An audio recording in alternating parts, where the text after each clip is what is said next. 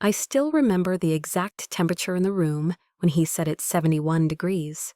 Too cold for spring, but apparently perfect for corporate betrayal.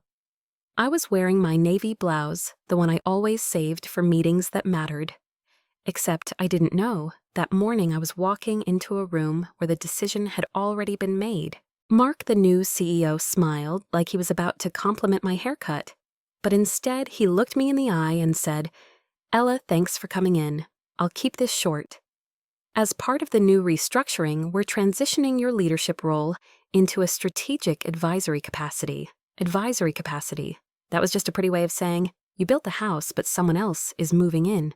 And by the way, they get your name on the mailbox." I didn't speak. Not yet. I've learned something in my years navigating boardrooms. The first person to flinch usually loses the game. So I just nodded slowly and asked, "Who will I be advising?" Mark didn't blink. Zane. Effective immediately, he'll be leading the systems division moving forward. Zane. The same Zane who 3 months ago told me I was too intense for triple-checking risk scenarios. The Zane who crashed our staging environment because he wanted to see what would happen if he removed the caching layer. That Zane. I wanted to laugh, but instead I just pressed my fingers lightly against the leather armrest, keeping my breath steady, like I'd rehearsed it. Mark kept talking like he was reading from a deck he didn't even write. "This isn't about performance. You've been incredible, Elle, but we're moving toward a more modern leadership model. Fresh perspective, scalable vision. I don't even know what scalable vision means when you're talking about a system I personally architected line by line. You want vision. Try rebuilding a KPI engine from scratch across 4 time zones with a compliance officer, breathing down your neck and no budget for custom APIs. But I didn't say any of that. Because people like Mark, they don't want truth. They want quiet acceptance that sounds like team spirit. So I smiled, thanked him for the transparency, and walked out. My heels clicking softly against the corridor felt louder than anything else in that moment. Every step away from that office felt like peeling off a layer of dignity I wasn't ready to give up.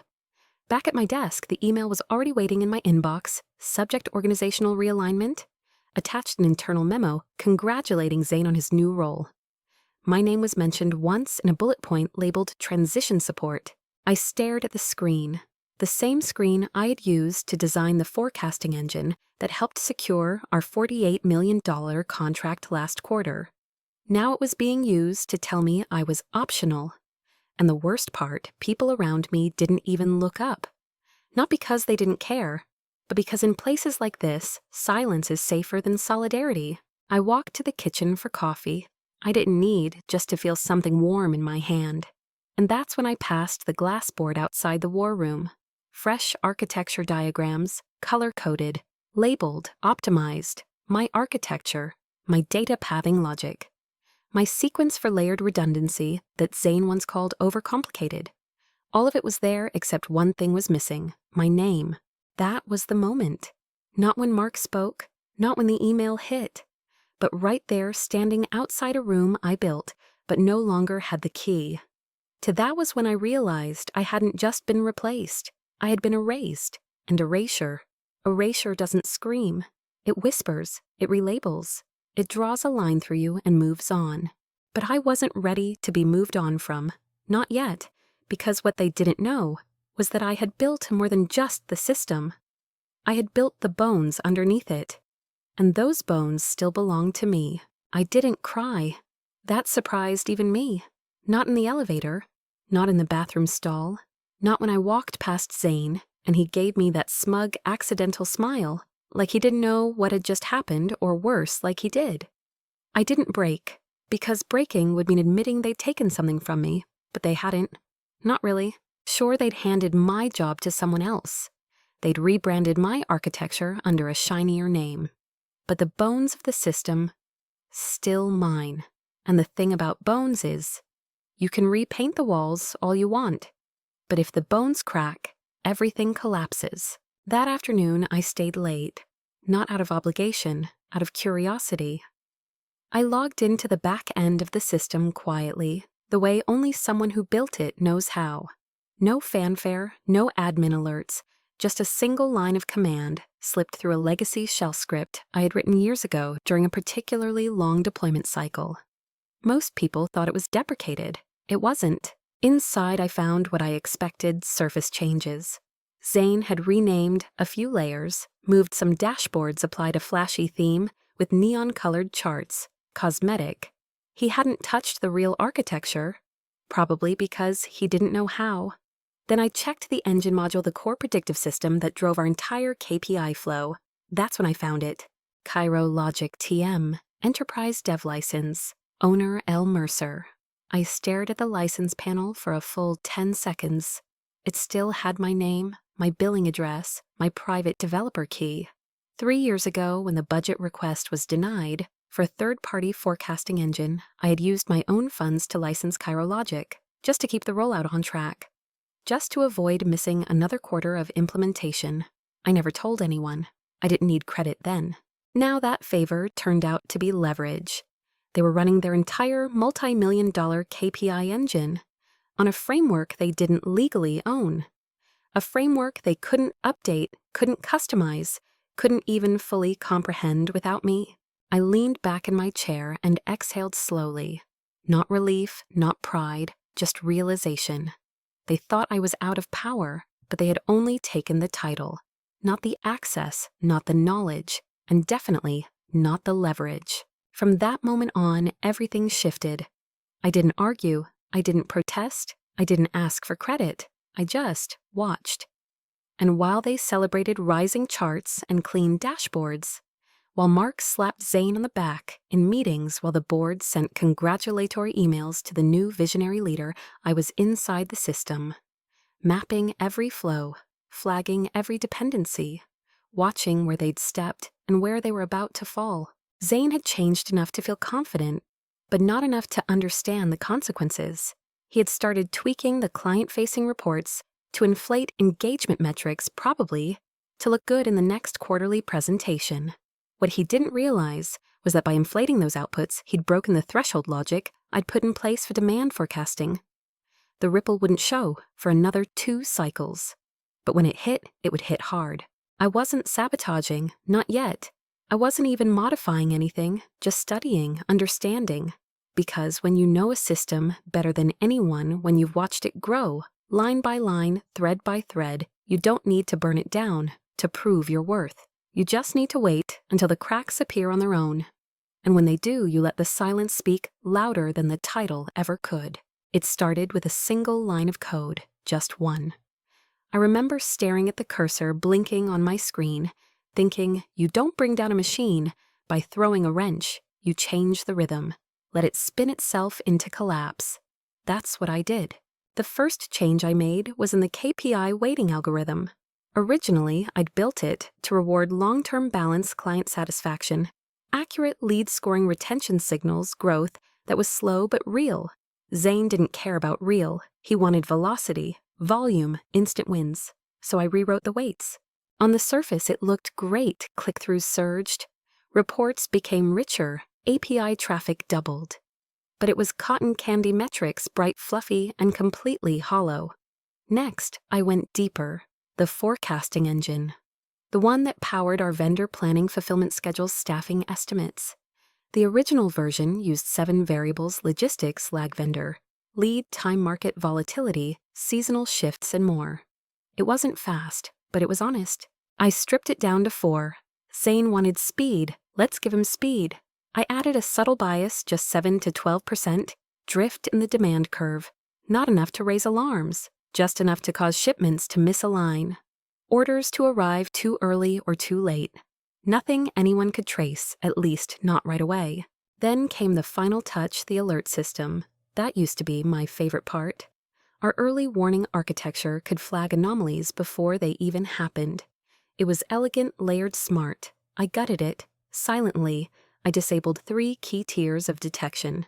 Replaced dynamic triggers with polite bureaucratic delays. The system would now respond like a tired manager. We'll look into this soon, but soon would never come, and the fire would already be burning behind the walls. By the time I finished, the system looked better than ever. On the surface, green bars, high uptimes, record performance. Zane printed out dashboards like they were trophies. Mark walked around quoting made-up stats. We've increased our strategic throughput by 28%, whatever that meant. I sat in the back of every meeting silent, invisible. But I watched, I listened, and most importantly, I measured. Every change I made came with a control flag only I could read. Every shift in behavior was logged in a shadow file, stored in a private dev shell they didn't even know existed. It wasn't sabotage, it was documentation. I wasn't trying to burn the house down. I was just turning off the smoke detectors and waiting to see who noticed the heat. Nobody did. They were too busy clapping, celebrating themselves. I remember one meeting in particular, quarterly update. Zane stood at the front of the room talking like he invented optimization. The screen glowed behind him, color-coded, polished, confident. Uptime at 99.8%. Forecast accuracy at 98.6%, he said. I almost choked. The 98.6% was impossible. With the variables stripped and the thresholds flattened, the model was lucky if it hit 85%. More likely 81.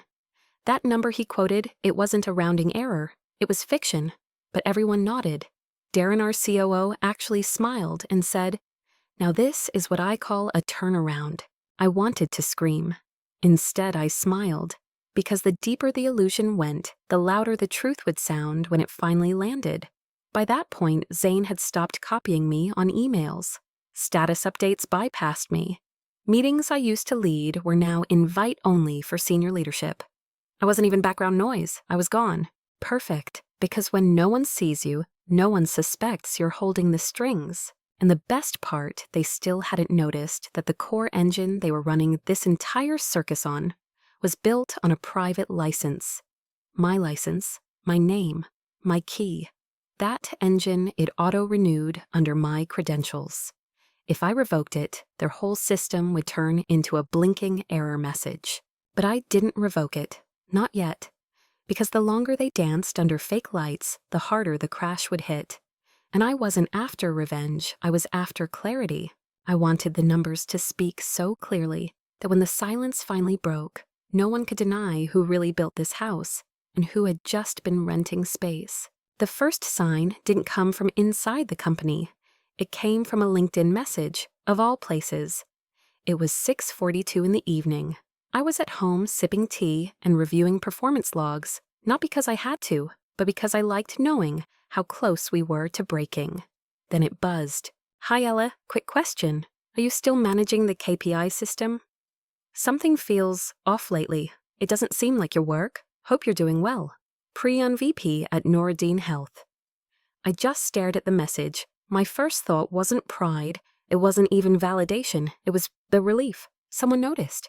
Not inside the company, not the people who shook hands over stolen work and called it progress, but someone on the outside, someone who had seen what the system looked like when it was honest and felt the difference now that it was hollow. I didn't reply. Not yet. Instead, I logged back in. I pulled the predictive performance logs from the last 6 weeks, and there it was, the drift. Forecasts were off by 9.4% on average. Some spikes went as high as 13. Shipments had been scheduled too early, creating warehousing bottlenecks. Others too late, causing fulfillment delays. But because the alert system was muffled, nothing triggered. Nothing until the client noticed. Noradine had always been detail-oriented.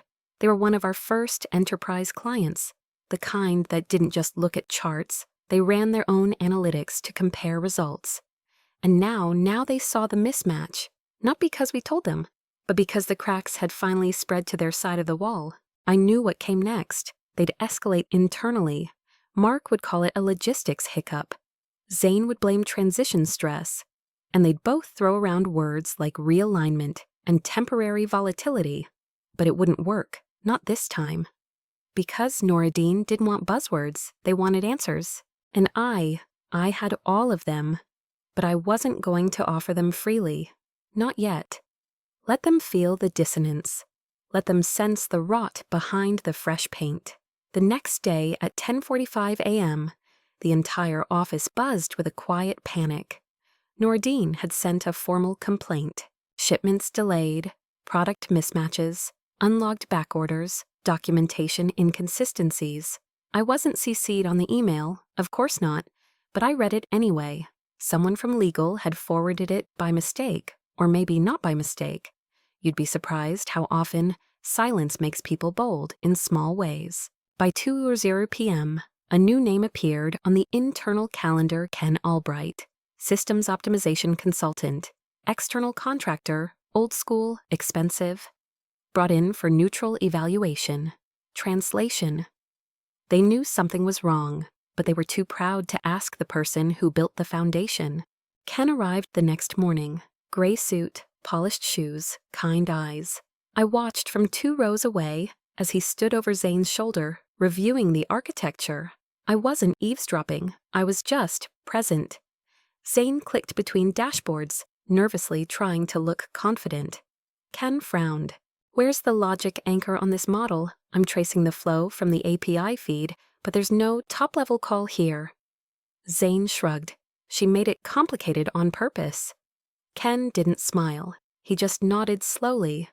Or maybe she made it advanced, and that was it. That was the first time I saw the narrative slip. Not collapse, not crack open, just slip. Like a perfectly set table where one fork is slightly misaligned, and now the whole room can't unsee it. Later that day, I passed Ken in the hallway. He gave me a nod, not familiar, not warm, just curious. The kind of nod that says, I don't know what's going on yet, but I know you do. I said nothing. Because the longer they searched for the problem, the more they'd realize it wasn't a bug. It was a mirror, and they were staring at their own reflection. Smiling into a system they didn't understand, running on trust they never earned. By 5:00 p.m., the internal Slack channels were buzzing. Anyone know where LA stored the legacy flow maps?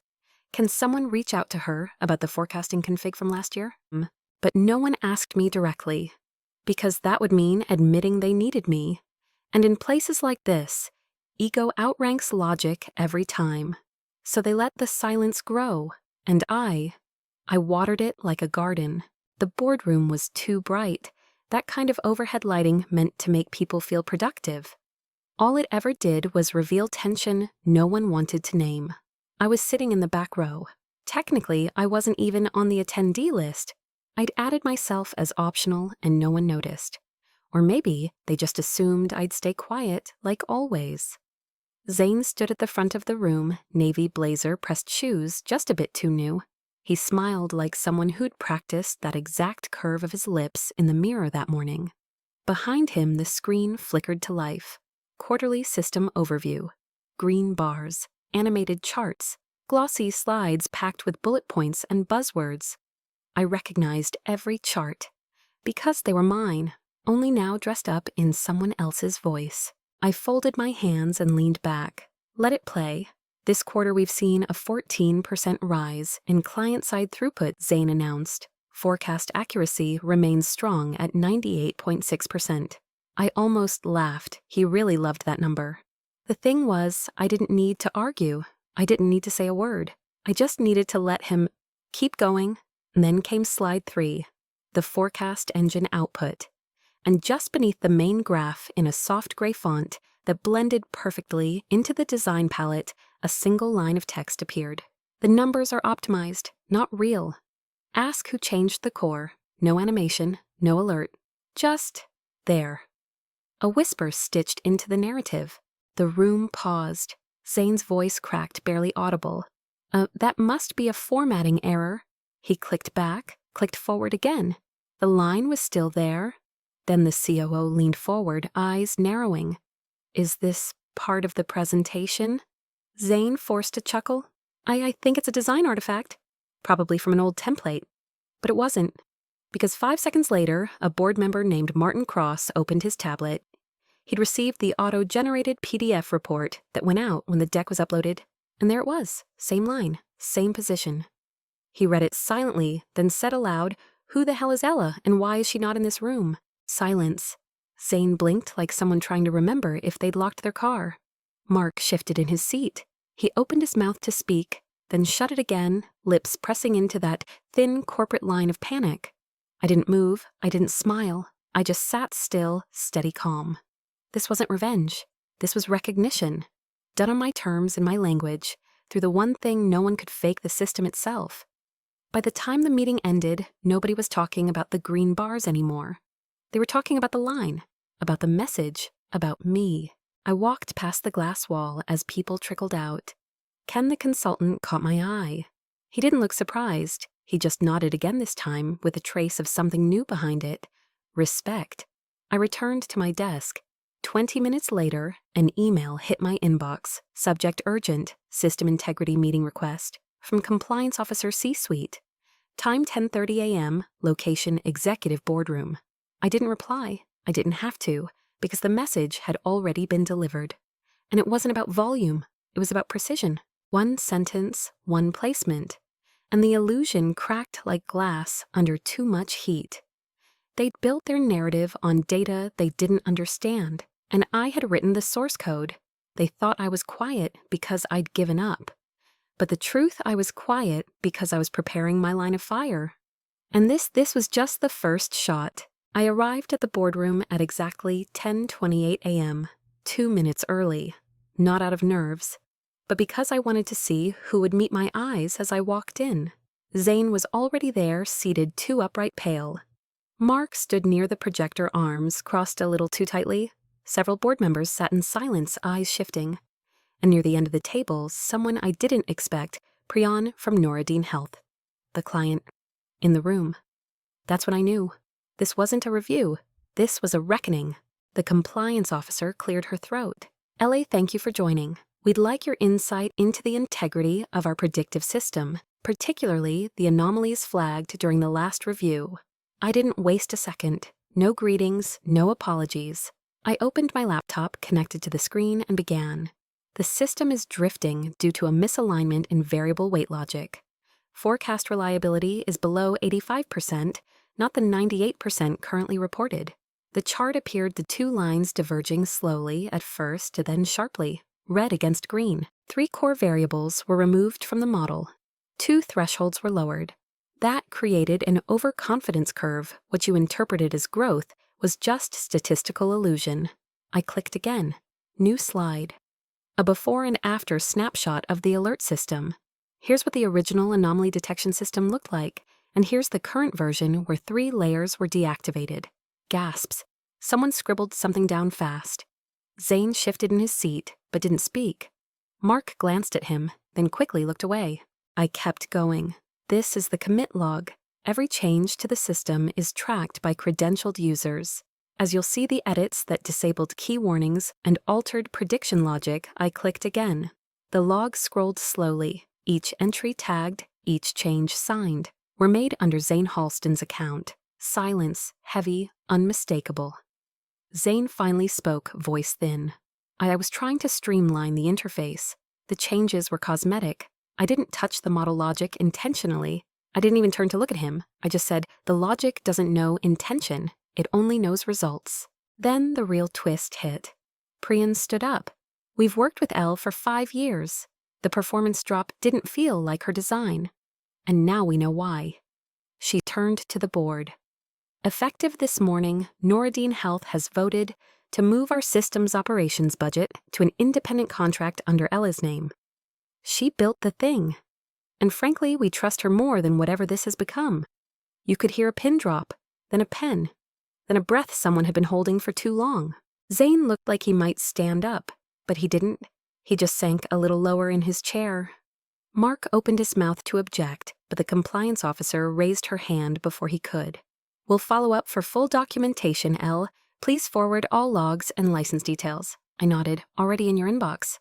Then I packed up my laptop, closed it slowly, no flare, no sound bites, just finality. As I turned to leave, no one stopped me. Not because they didn't want to, but because there was nothing left to say. They didn't clap, they didn't apologize. They just watched the door close behind me, realizing maybe for the first time that the quiet woman they erased months ago was the only one who had ever understood how the system worked. And she just took it with her. I packed my things in silence. No ceremony, no goodbye cake, no fake smiles in the break room. Just a small gray tote, my charger, a notebook, and the plant I kept by the window. The one they all forgot was mine. My nameplate was gone from the desk. Someone had taken it weeks ago.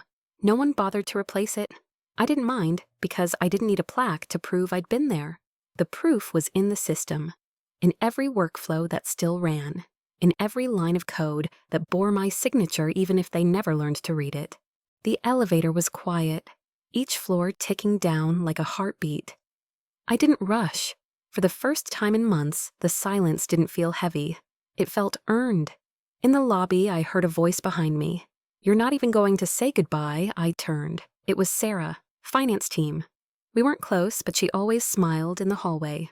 She walked beside me, keeping her voice low. "You don't owe anyone an explanation," she said. "Just, for what it's worth." We saw what they did, maybe not out loud, but we saw. I didn't respond, not because I didn't care, but because I finally understood I didn't need validation from people who hadn't spoken when it mattered. Then came another voice, softer, younger. Henry, junior dev, barely out of college. He didn't say anything, just gave me a quick nod as he passed by and slipped through the revolving door. Funny how the smallest gestures feel like closure. I stepped outside, spring air crisp and honest. No badge, no office key, no title. And for the first time, I felt weightless, not lost, unburdened. I pulled out my phone, opened my inbox.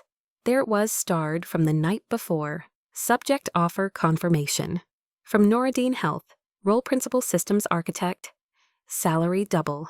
Terms full technical autonomy. No Mark, no Zane, no buzzwords, just clean code, honest numbers. A team that respected architecture enough to let it breathe. As I scrolled, another email caught my eye. Old, archived, still unread. Subject organizational realignment. The one that started all this. The one that told me I'd been transitioned out of my leadership role for the sake of alignment. I opened it, read it again, line by line. This time I smiled. Not a bitter smile, not triumphant either, just knowing.